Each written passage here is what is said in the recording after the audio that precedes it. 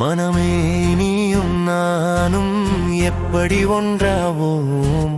கண்களால் பாரென்று நான் கூறுகிறேன்.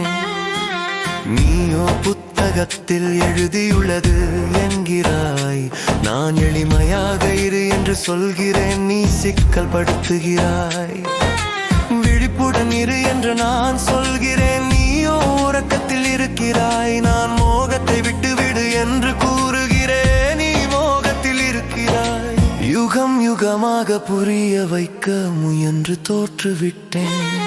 யாரும் கேட்பதில்லை, சத்குரு என்ற தூய்மையான பிரவாகம் ஓடுகிறது, அதில் என் உடலை தோய்க்க வேண்டும் என்று கபீர் கூறுகிறார்.